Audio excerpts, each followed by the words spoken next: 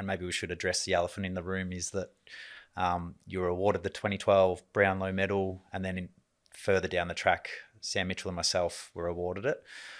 Because I know now when I'm introduced as a Brownlow medalist, there's a part of me that has genuine empathy to the situation that all the players at Essendon went through, and in particular yourself. And there's an uncomfortableness for me.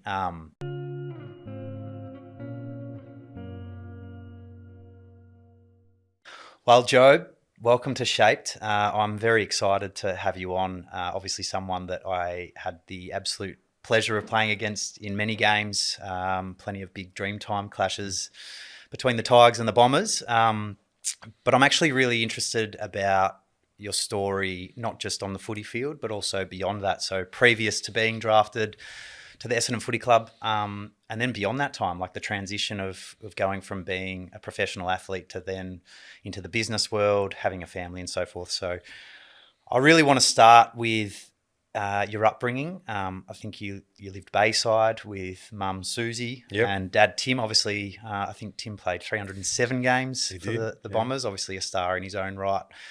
And then your three sisters, you're the eldest. I am, yeah. Let's start there. What was home life like? Obviously, the only boy from a kid's point of view. Did your sisters look up to you? Are they all the same? Are they different? Yeah, it was a really, happy childhood, I think.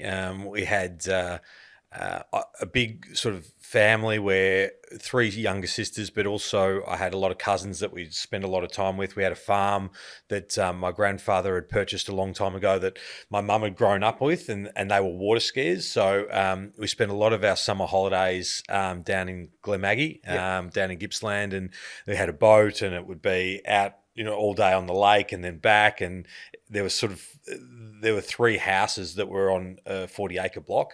So we had a house, my cousins had a house, my grandfather had a house. So there's a lot of time spent as a broader family. So it was a really great way to grow up. There's a tennis court, there was dams for exploring, there were forests to go through, there was a motorbike, and so a lot of the childhood was spent down there on the farm, which I loved. So you can water ski? I can water ski, Slalom? I can't snow ski at all, but water skiing I'm okay.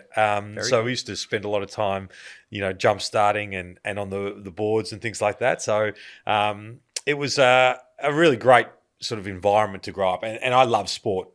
Sport was a passion for me. So I was a very sore loser as a young kid, and Weren't we all? Yes, it was. So I had older cousins as well, and so I used to play tennis against them all the time. And if I'd lost, I used to have to walk across the paddocks to the house, and people were always watching, and so I'd be getting feedback along the way, and I'd sulk and drag my tennis racket across the paddock. And then one day I lost, and I slammed the tennis racket on the court, and Dad saw it, and I broke the racket. And he said, that's enough. The cricket bat that you're getting for your birthday is no longer coming. And so I learned a lesson about property and taking ownership of your things. But I guess I was a competitive kid, but it was a very enjoyable sort of childhood. And you went to Xavier College. I think Luke Ball and Ted Richards were they in your year level, or just were part of the school while you were there? Teddy Richards' family, when we moved over to Sandringham, we grew up in Moonee Ponds, but when we moved over to Sandringham, Mum was meeting new families. And so the first family that we met were the Richards. Yeah. So Teddy was a couple of years older than me, but we were friends from primary school. And then Luke was at Cosca, so I went to Cosca, which was the feeder school of Xavier in year 5. And Luke was a phenomenal, all-round athlete at that age. And so we went through all of Xavier College together, and it was a very rich sort of sporting school, which I loved, and had a very sort of powerful sports program. When you have a dad and he was in the media for a long period of time post playing career, what's it like growing up with someone that speaking from my own experience, it feels like sometimes you're always being watched? Did you have those awareness of that as a kid? Was there ways in which your mum and dad kind of protected you from that? And have you taken any lessons from your own experiences to now you being a father? and how you do things differently? Yeah, it's an interesting question because I remember growing up and, be walking down the street and I would hear people say, "Oh, there's Tim Watson, there's Tim Watson." And so that was sort of like an unusual thing where I'd ask Dad, like all these people were sort of saying that and you became aware of it, Yeah. and so that I think is something that shapes you as you're growing up. You start to become aware that your dad has his own profile, but it was nothing that was ever, mentioned at home. Home was very normal sort of upbringing, and they were never pushy about going into football, for example. They were more about whatever you do is up to you, but you got to enjoy it and you got to work hard and try your best at things. But it was never. It was probably Mum that was more invested in my footy at a younger age. She was the one that would be doing all the driving and taking me to places and things like that. And I think Dad was cognizant of being a bit more not wanting to be pushy and understood that nothing really ever works if it's been driven by a parent. If you're going to be successful at something, you have to drive it yourself because of a love or a passion for the game. Knowing, finding that balance for your dad in particular, like it must have been hard because clearly you don't want to come across like someone who is being pushy or forcing your child to do something that was a passion of yours. But there's also an element of wanting to make sure that if that's something that you do love, they're there and they're available and present. Like, has your dad had any conversations with you about the way that he did tackle it, or maybe something that he either regret or did well? Yeah, I haven't spoken to him from a reflective sense. Yeah. And it's probably a conversation that I need to have, because the dynamics change when you become a parent as well. So you start to seek advice about, what did you do or what were you thinking here? I think that he would give feedback when I sorted out from him. So he would never sort of say, this is what you should have done. But he would say, would you like me to tell you what I think? And then it became, if I was interested or if I wanted it, then I would seek it out. And that was his sort of way, I think, of giving the feedback. And there were times when I asked for it and regretted it. But, that is, I guess that was the style. Like he wanted to be honest about it. But I always appreciated that, maybe not necessarily at the time, but upon reflecting, you think about it and you go, okay, well, this is what I need to do, or this is what I should do. But he was always very conscious of not being overbearing and not being pushy. Yeah. You get drafted to the Bombers, father son. I think it was pick 40 from memory. Talk us through the first 3 years. I know it probably wasn't what you kind of hope of or expect when you get drafted. I think you played, got it written down, 1 game in year 1, 7, and then 5 in year 3. Can you reflect on some of the thoughts that you were having at that time and how maybe hard that was for you? Like, did you have different expectations of where you were going to be, where you were playing? Run us through where you're at. I probably didn't have expectations when I first arrived. I think I was probably just overwhelmed by the change of lifestyle and what the environment became, and I was just absorbing as much as I could. And the first couple of years were injury interrupted, and probably wasn't until my 3rd year where that became more of like a real frustration and turned to anger about, okay, well, what is it that I'm not doing? Am I really being honest with myself about, my career? Am I working as hard as probably what I should be? And to be honest, as a 20-year-old at that stage, those thoughts and conversations were probably not things that I was instigating myself. Those came from conversations with Dad. And so that was, I guess, a really fortuitous period in my life that I had someone who had the experience of a career, so he understood, the challenges of a career, but also the competitiveness of the environment that I was in, and he was able to give advice and guidance at that period of time, and that was probably that didn't happen until year 3, where I was frustrated, but I was probably looking outward rather than internally and saying, okay, well, what is it that I need to do? When you're ignorant as a 20-year-old, what am I not getting? These opportunities aren't coming to me. All those sorts of things are going through your mind. So when you were going through the elements of frustration and anger, was it, were you blaming coaches? Were you blaming teammates and so forth for not either providing you with the opportunity or giving you the right direction? Yeah, I think I was probably blaming coaches and the opportunities weren't coming. Yeah. And I understand that's how that's the ignorance of youth. You're sort of looking outward rather than looking inward. And I didn't. I realised through some advice from those conversations with Dad that the problems start from within. And if you want to fix something, then you have to be willing to fix yourself first. And so that was the shift in mentality. That didn't occur until those conversations, and probably the frustration was building throughout that third year, but it didn't really manifest itself until after that season finished. And speaking of the end of that season, I believe you sat down with Mum and Dad and had a conversation. And I think there was from what I've researched, there's a pivotal moment where they effectively told you, if you don't want to play, you don't have to. And when I read that, I kind of thought about Andre Agassi's book Open, and he said he had this brilliant light bulb moment where he realised that he actually gets to decide whether he's a professional tennis player or not. Yeah. And there's another more recent event that the Loon Croissant founder, Kate Reid, don't know if you know her story, but she was a Formula One engineer, so in aerodynamics and so forth.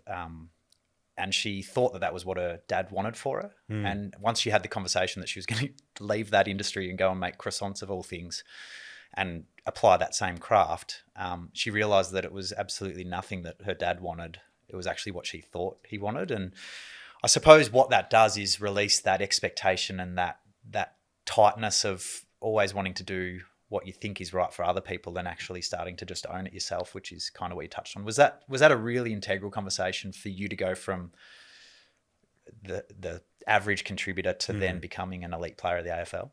Yeah, I think it was the honesty of the conversation, and when you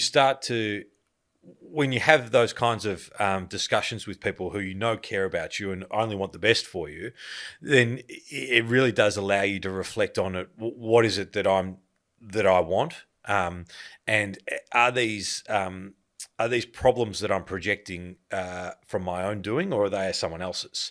And when you realise that perhaps that they're from your own doing, and that there's things that you can control, and that there's steps that you can actually take, then I think that becomes liberating, and it became.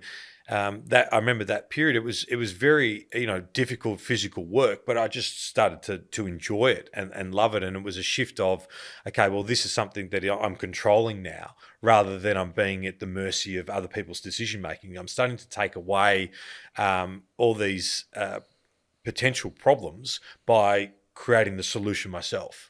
What were a couple of, if you can share, a couple of the things that you did change from whether it was physical routine or a mental application? What were they? I think it was it was a physical routine. So it was the sourcing of the boxing training, but then through that and having the Ray Giles, who's the guy who was coaching me, he was teaching my mind as well. Teaching me how to push myself, teaching me to become a real professional in the way I thought about training, in the way I thought about diet, those sorts of things that. And then it became self-fulfilling, like I wanted to train harder. I wanted to do more work rather than shying away from it or seeing it as a negative, which I guess when you're worried about your fitness or you're worried about getting through things, then you're just trying to get through things rather than trying to really maximize what you can be or what you, the effort that you're putting in. And that was the mentality change until I started to just want to keep training all the time. And I suppose that was the mindset shift of, training was something that was hard as opposed to training was something that I enjoyed. Yeah. It's a great insight into the shift in the stories you're telling yourself. Being named captain of such a proud club with a great history, what did that mean for you given, the history your family had with the footy club? Yeah, I loved leadership. I really did enjoy. I loved the role of being a leader, and so it was a big privilege to be able to be named captain, and I was voted by my peers who were all older than me in the leadership group at the time. I probably felt that I was a year away from being ready. Lloydie retired sort of when he was still captain, so I guess I was leaning on the people around me, but that faith that they'd shown in me gave me some confidence to take on the role. I often think now about all the time. I think about the things that you know now that you didn't know then, and how much wiser you are, and the decisions you would have changed. What are like? I mean, the beauty thing is in hindsight, right? Yes. What are some of the things that now you know that would have helped you in your journey as captain of the Essendon Footy Club?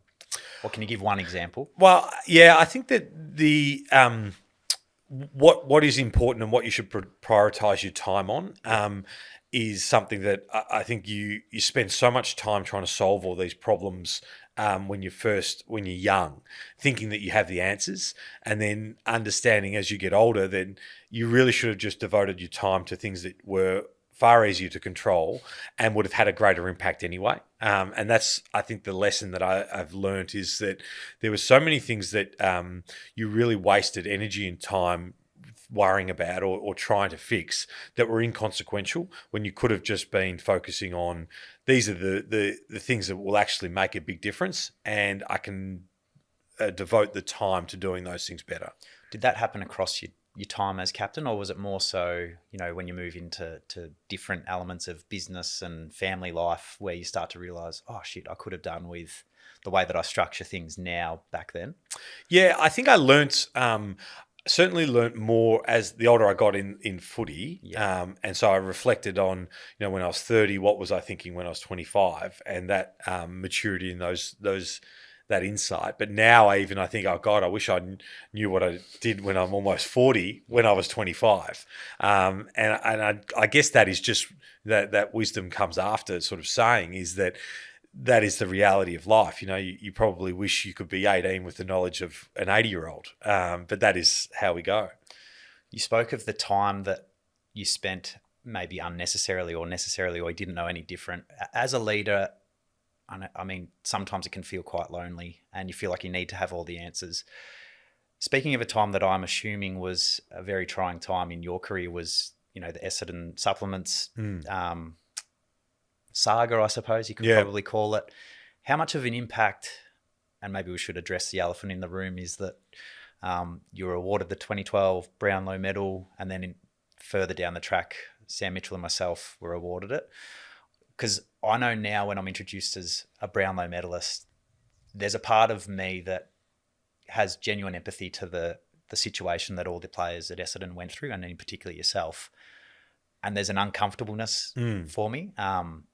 So I'd love to, one, address the elephant in the room, but also understand the impact that time had on you personally, but also when you're also the person that everyone's turning to find out answers or find some direction. Yeah.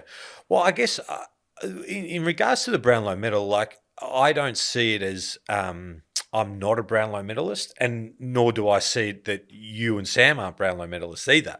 I don't think that the situation is that for me, it doesn't change how I feel about it, and it doesn't change how I feel, the award for you guys either. I think that in my mind, whether or not I have a title of an award or not, it didn't change the experiences that I had at that time and being able to enjoy it with the people who I celebrated it with. It doesn't change. If I felt like I'd done something wrong or if I'd cheated, I wouldn't have accepted the medal in the first place. Yeah. So I understand that there's things that are out of my control and out of your control, and you get put in a situation that it is. So it doesn't. I don't have any ill feeling towards yourself or Sam because I don't think it was anything that you had any say in, and I think that if I was in the same situation, I would have accepted it because it was the right thing to do. Yeah. As it felt like it was the right thing for me to do, to hand it back, because it was about something more than just the medal itself. It was about what the medal represented, and if that had tainted it in other people's eyes, then it didn't impact me because it didn't taint it in my own mind. In terms of I guess the whole of the saga, it was a very difficult period of time, largely because of the longevity of it. I think the uncertainty of what was happening. It was about 4 years in the end. Yeah, it was sort of broke at the start of the 2013 season, and then I guess the end of it was the announcement in the start of the 2016 season, which meant that we were banned for the whole year. So even that year of being banned, it was still something that was obviously weighing on a lot of people because of that was the consequences of it. So I think throughout the period, it was about trying to keep the group together as much as we could, to try and control what we could control. But that took a burden, and that toll sort of didn't really manifest itself until I guess the outcome of the suspension, and then it became something that was too difficult to really work through, and too much of a weight to carry anymore. So when you're in that position, like, I assume you had, again, those people that you could trust, that you would speak to often.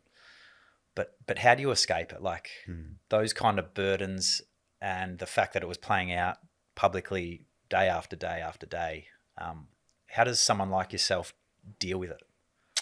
Well, I lent on my teammates because I felt like they were the similar ones in the same situation. Yeah. But that dynamic was difficult because I felt like there was a level of responsibility as the teammates, and I was almost like a father figure to them. And so I was trying to be the comforter, trying to be the person who had answers, trying to be the protector. And in the end, that probably got to a situation where the cup was overflowing, and I just sort of said, "Look, I can't deal with this anymore. I need to have a break from this." And I remember having a conversation with a teammate at the time who is a very close friend, and I said, "Look," and we were talking about the how we were going to do the training in the 2016 season. So we were banned, but we had to come up with a solution because guys needed routine. For those who wanted to train, it was important for the mind, the connection, and the group. Yeah. And I just said to him, "Listen, I can't be the one that's responsible for organising this. It's no longer something that I can do. You're going to have to take the control of this." And he was, understood and did a fantastic job. But that was the point where I'd sort of reached the capacity of being able to be the person in a position of leadership and responsibility. I suppose through these dark times, there's obviously many lessons that I'm sure you would learn about yourself and other people, and probably carry some of that pain along with you across the journey. But there's also silver linings. You travel to the States.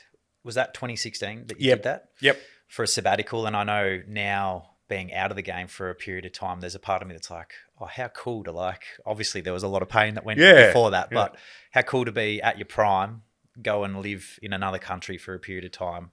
Can you take us through the kind of things that you did, the curiosity, and where you threw yourself in? Because I'm sure, having gone through the transition between professional athlete to now normal life, it would have been quite a nice thing to experience at the age that you did do it. Yeah, I've talked to a lot of players and things like that, and I can see some envy in them that I was able to do that, because you're right. You're like, I was still I was 30 years old or 31. I didn't have any responsibilities, so I didn't have a family or a partner at the time, and I'd always wanted to live overseas. It was something that I love to do, and I love to immerse myself in different cultures, and I had friends who were living in New York, so I felt like that was the right place to go for me, and I just wanted to be part of I guess normal society, or how I found it, because my reality had become so abnormal. Being here and being in the circumstances that we were, I felt like I was just craving, just some normal existence, and just to be, you know, immersing myself in, whether it was a job or it was a community, and meeting people, and doing some travel and exploring. And I just felt like that was what I was needing, and that was what I was able to do in New York. And I had some great trips where I was doing things that were very unusual for me and out of the commonplace of I guess an elite athlete. And meeting interesting people that I probably wasn't, I guess, spending time with here. People who were in different frames of the world, whether they were in banking or they were artists or they were entrepreneurs or all these sorts of things that probably my world hadn't interacted with. It's a closed, pretty sheltered life that you live in the AFL industry. Because you think that it's the best thing ever when you're in it, and it's all you know. Yeah.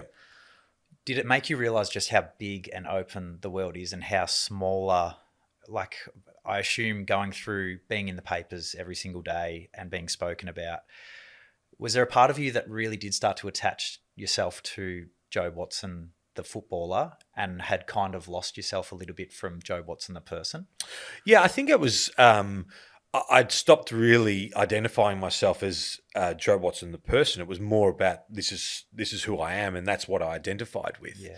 I guess you stop asking yourself some internal questions about who am I, what do I like, what am I curious about, what are my interests, all those sorts of things, because life becomes very much about you as this athlete, and that's it's a wonderful thing, and it was living out a dream, but it probably stifles this other side of you, and you ignore it.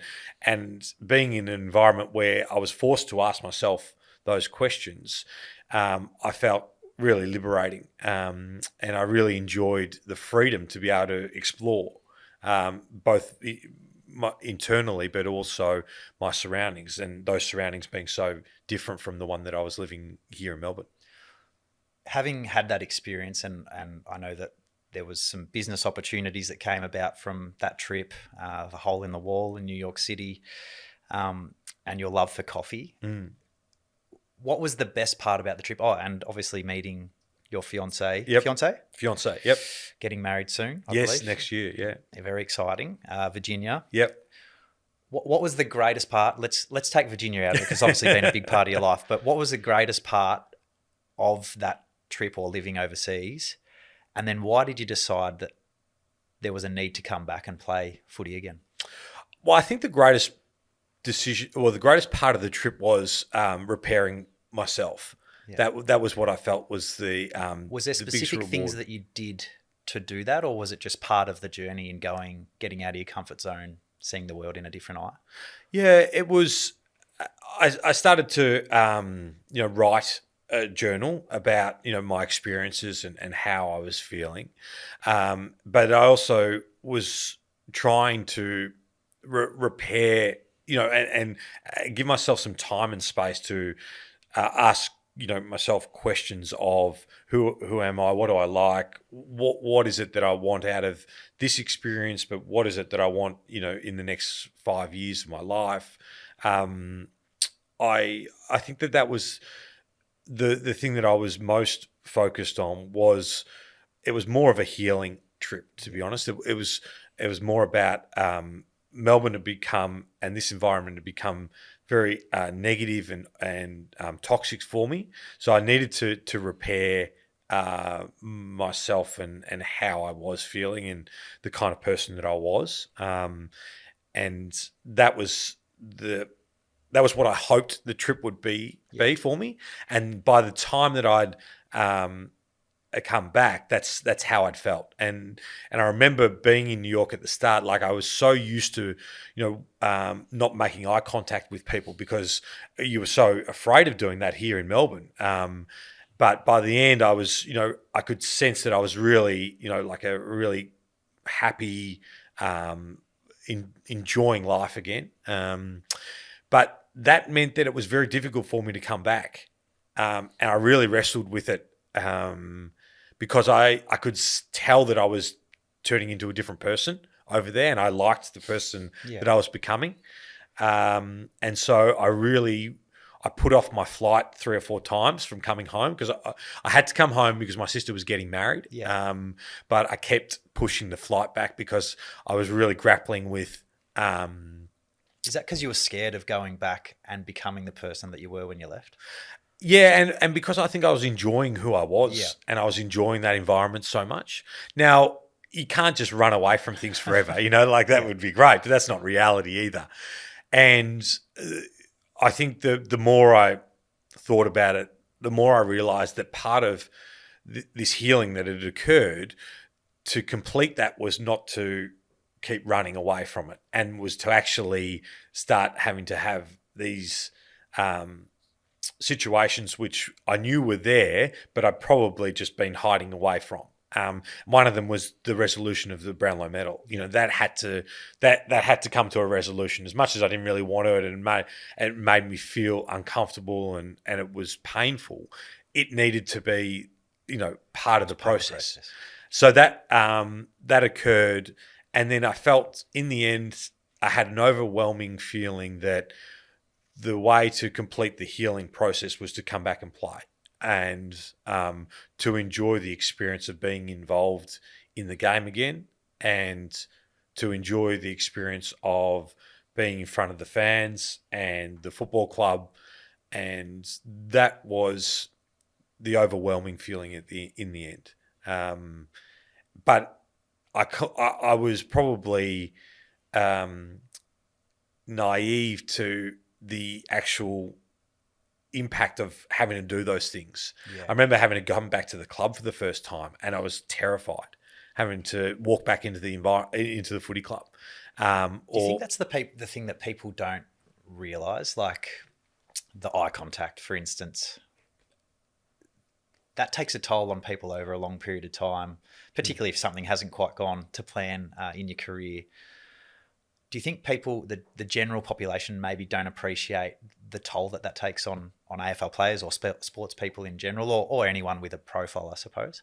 Yeah, I think so. Like I listened to, it's interesting. I listened to, there was a clip that Ethan Hawke was talking about Philip Seymour Hoffman and Robin Williams recently, because I think it was Philip Seymour Hoffman's anniversary of his death, and he was saying, like for an artist, it wasn't for free.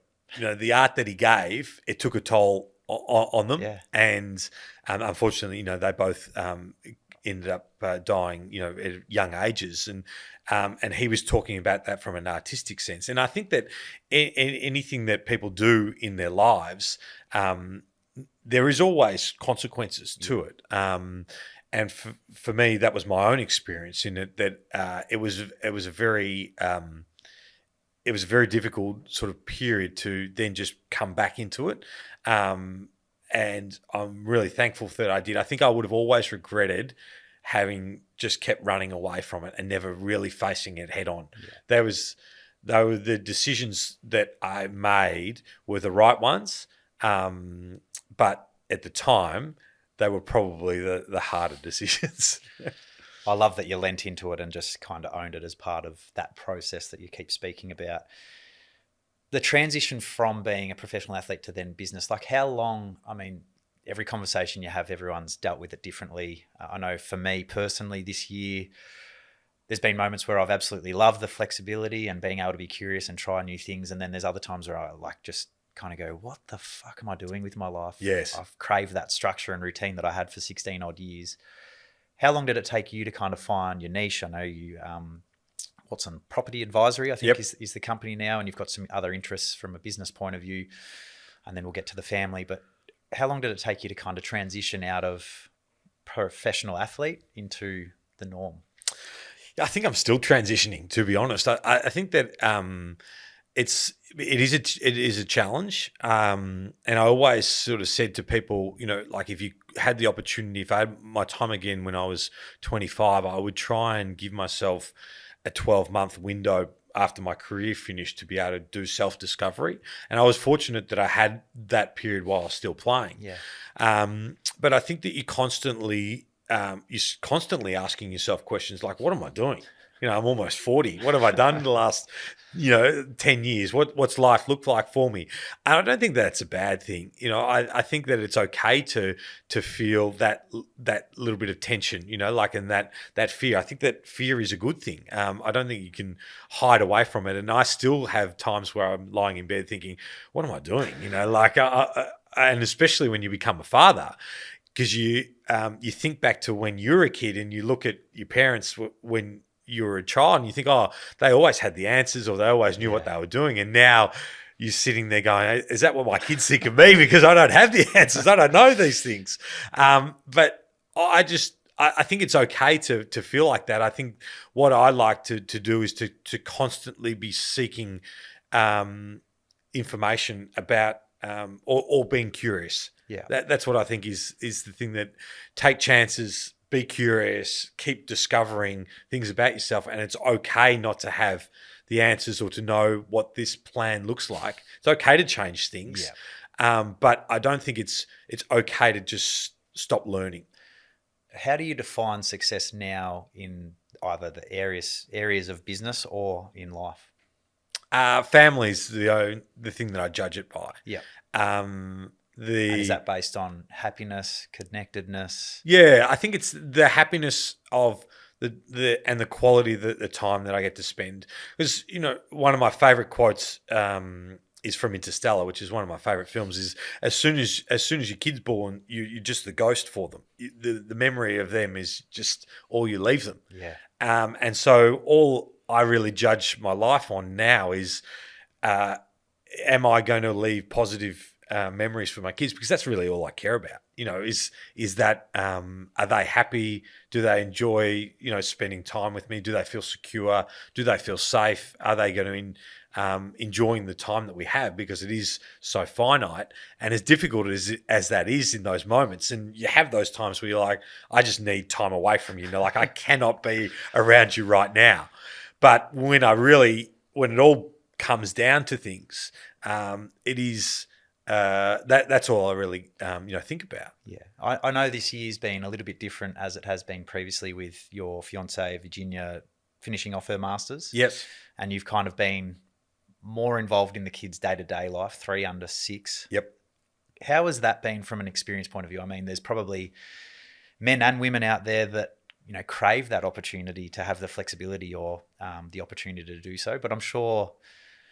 As you just touched on, there is times where you do just need some Jobe time. Yep. But how important it is to be aware of that, know what it is that fills your cup up so that then you can provide the energy in those times. Yeah, I think that what you've touched on is the way in which to think about it is to understand that everything needs to work in balance. And as soon as you go too far one way or the other, you start to get out of balance and you probably aren't becoming the person that you want to be. So I think that the balance for me is to make sure that I can be the parent that I want to be. And when it goes too far the other way, understand that I've got to pull it back. But I can't... We went into this year knowing that it was going to be really difficult and hard, but I can't be more thankful for the time that I've got to spend with them, with the kids and the enjoyment and the connection that I've been able to get from that. And I guess I was talking to Dad the other day and he was... he's got a friend of his who's in his 80s and starting to get dementia and things like that. And he was telling me that all he talks about is the time that he had when he was a kid and the time he spent with his dad. That's all he remembers now. That's all he really wants to talk about. And this is someone who's lived for 80 years, been successful, but is coming towards the end of their life. And to be able to have someone communicate that with you starts to put perspective in when I am, or when you are feeling frustrated or you're tired or the kids won't go to bed and you're just thinking, God, just go to sleep. Like that is the stuff that you sort of remind yourself and you think that, well, that's what life is about. Like that is creating the memories for them because that's the stuff that they'll probably revert back to when they're old. Just to prove that you are human and not superhuman, or maybe you are superhuman. What is your greatest strength as a dad? And what's an area that sometimes can let you down, or that you'd like to improve in? Okay. I am. I think I've got pretty good patience as a dad, and I can be fun as a fun dad. But if you asked Virginia, and They're the most honest. and she's more honest than what I am, is that I'm probably soft as a dad and not that disciplined. And everyone needs boundaries, especially children. So I probably need to be a bit more of the bad cop than just trying to be the fun dad. Well, I can definitely, what's the word I'm looking for? Well, I know exactly what you're talking about, because I've been on that journey and I'm still on that journey. And let me tell you, if you don't start to implement boundaries, they walk all over you as they get a little bit older as well. So, well, I've got Virginia's probably spot on. Yeah, you got 2 girls as well, don't you? 2 girls, yeah. and then a little boy. And a boy, yeah. I've got 2 girls and a boy, and I can see problems arising already. I feel like, this is not about me, but I feel like kids now are kind of 2 or 3 years progressed earlier than what they used to be. So like 10 is the new 13, and so I'm seeing a whole heap of different emotions these days. So it's definitely about finding balance. And yeah. Before we begin to wrap up, because I really do appreciate your time, I've heard you talk about, being on a journey yourself, particularly early days, and not kind of seeking or blaming outside and actually starting to look within. That was a key lesson for you in going from a contributor to then an elite performer in your caper. Then for me, establishing your purpose and letting go of some of the things that were holding you back as part of that sabbatical, and moving away. And then also just finding that balance and appreciation in life and having perspective. They're kind of been 3 really key lessons and insights that I've taken away from our chat. If you had to go back to your 16-year-old self, what's one piece of advice that you would give yourself that would help in the journey that lie ahead? It's a great question. I feel like when I reflect on my career, I probably didn't enjoy it enough. I didn't appreciate, not that I didn't love being a player, but I didn't enjoy the ability to fulfill a dream, which is what it was for me. And I think if I went back to the 16-year-old, I would try to have the same feeling of the game and the position that I was in as a 16-year-old when I was 28. That would have been, from my playing career, what I would have wished for myself. And how would you do that? Because as an example, we've had Juddy on, and he spoke about how during the season, from kind of main training all the way up into the game, he would not allow himself to have any positive thoughts. He would tell himself that he was going to lose the game for the team. He would miss the winning goal. And I sat here taken aback, because I was like, for someone who's obviously been a superstar of the competition, to kind of program yourself that way. And I know that we're all different, but it's certainly not the way that I did it or was educated on. So, is there any insights as to the way that you prepared for a game that maybe you would change to make sure that you did have fun and appreciate living the dream? I think I was always able to enjoy or the playing part. I was never sort of someone who got nervous about playing. For me, playing was just the execution of the preparation. And so once I was never afraid of playing, because I felt like I prepared well to play.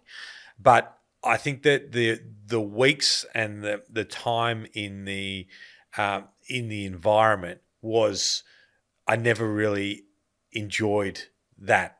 I became so worried, or I never really appreciated or smelled the roses of what it was just like to be in that environment all the time. And now I think back and I look and I said, I would have loved to have just been able to have that enthusiasm for being in that position more than what I did. Yeah.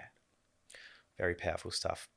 Before we go, is there anyone that maybe you haven't, or that you would love to say thank you for helping you on the journey so far? And feel free to use that camera if you want.